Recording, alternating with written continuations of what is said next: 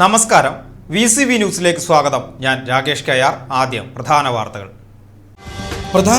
നിങ്ങൾക്കായി അവതരിപ്പിക്കുന്നത് ഓരോ വസ്ത്രങ്ങൾക്കും ഒരു കഥയുണ്ട്. ആഘോഷത്തോളം വളർന്ന സ്വപ്നങ്ങളുടെ കഥ. Beauty silks. വാക്കുകൾ നിശബ്ദമാകുമ്പോൾ വസ്ത്രങ്ങൾ സംസാരിക്കട്ടെ.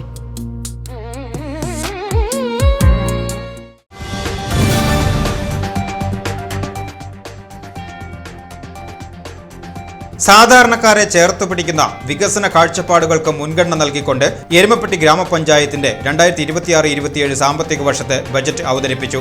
പുതിയ ഭരണസമിതിയുടെ ആദ്യ ബജറ്റിൽ കുടിവെള്ളം, കൃഷി, മാലിന്യ സംസ്കരണം എന്നീ മേഖലകൾക്കാണ് പ്രധാനമായും തുക വകയിരുത്തിയിരിക്കുന്നത്. നാടിന്റെ അടിസ്ഥാന സൗകര്യ വികസനത്തിന് ഊന്നൽ നൽകുന്ന ഒട്ടേറെ പദ്ധതികൾ ബജറ്റിൽ വിഭാവനം ചെയ്യുന്നു.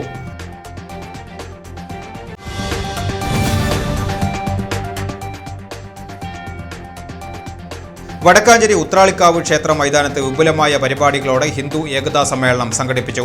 ദേശമംഗലം ഓങ്കാരാശ്രമം മഠാധിപതി സംപൂജ്യ സ്വാമി നിഗമാനന്ദ തീർത്ഥപാദർ സമ്മേളനത്തിന്റെ ഉദ്ഘാടനം നിർവഹിച്ചു.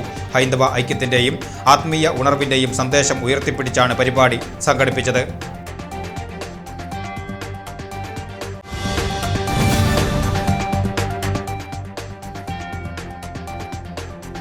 കുട്ടഞ്ചേരി അയ്യപ്പ ക്ഷേത്രത്തിന് സമീപം നിയന്ത്രണം വിട്ട കാർ മതിലിലിടിച്ച് വയോധികയ്ക്ക് ദാരുണാന്ത്യം. ആറങ്ങോട്ടുകര സ്വദേശിനി അമ്മിണിയാണ് മരിച്ചത്. മകൻ ഓടിച്ചിരുന്ന കാർ അപകടത്തിൽപ്പെട്ടതിനെ തുടർന്ന് തലയ്ക്ക് ഗുരുതരമായി പരിക്കേറ്റ അമ്മിണിയെ ഉടൻ ആശുപത്രിയിൽ എത്തിച്ചുവെങ്കിലും ജീവൻ രക്ഷിക്കാനായില്ല. അപകടത്തിൽ പരിക്കേറ്റ മകൻ മെഡിക്കൽ കോളേജ് ആശുപത്രിയിൽ ചികിത്സയിലാണ്.